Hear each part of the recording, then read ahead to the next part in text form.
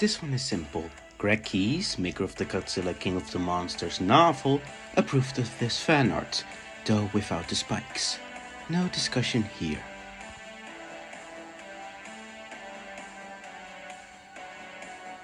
This one's annoying. We've got two different pieces of evidence, one being rock art and the other being an X-ray, both portraying something very different.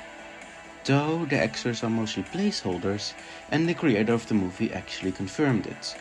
We can also see on this concept art segment might be Lynx-esque, so we'll incorporate that too.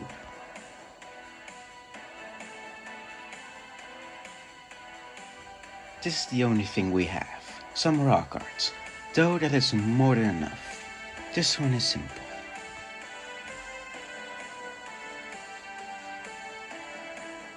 Here we have two pieces of evidence, the X-ray and the cave art, and once again they don't make sense. But I will try to go with the cave art as the main inspiration. Also, we know so because KDM confirmed it, though it could be Yamato no Orochi, but I don't buy that.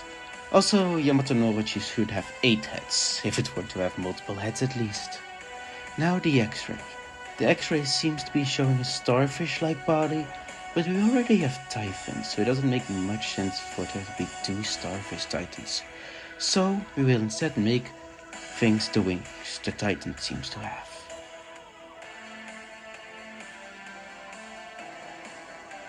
Again, pretty simple. Basically everyone agrees this concept art of the movie is for Baphomet, so that would make sense, right? The two problems are the X-ray, which portrays Baphomet as something entirely different, and there is no way he went from Morocco to the USA back to Morocco during the Mass Awakening. Best idea is to combine the two, with the concept art going first.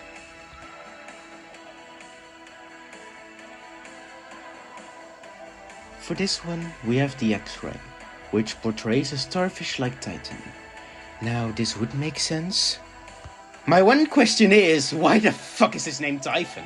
Nothing about this is Typhon. Why not Vishnu? That's a god that actually lives at the place Typhon was sleeping at. So I'll be adding the top body of a cobra on the top of the starfish, since both have stuff to do with snakes. Trust me, the artisan will be better.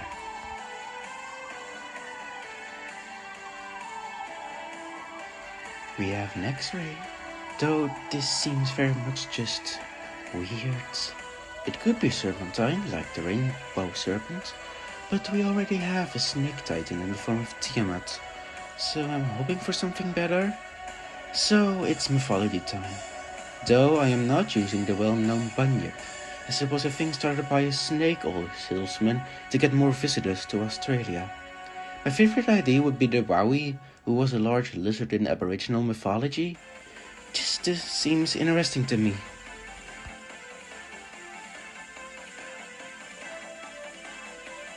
Alright then, final one. Let's start with the in-universe evidence. That's it? No cave or no X-ray, just some fog?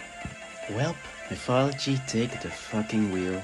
First of all, we are not going with the actual Yamato no Orochi, as it is just the 8-headed Ghidorah, which doesn't make sense for a multitude of reasons. Those being... So let's move on. The better thing here is the mythological being named Omyukade, which was a large centipede in Japanese mythology. It also lived in the mountains, so Yamato living in Mount Fuji makes sense. However, there must be a reason for the naming, right? Well, I have a thing for that too. The overall idea is that Yamato will have 8 tentacles, which will be interpreted as heads, so the name Yamato no Orochi will make sense. That's all, bye bye!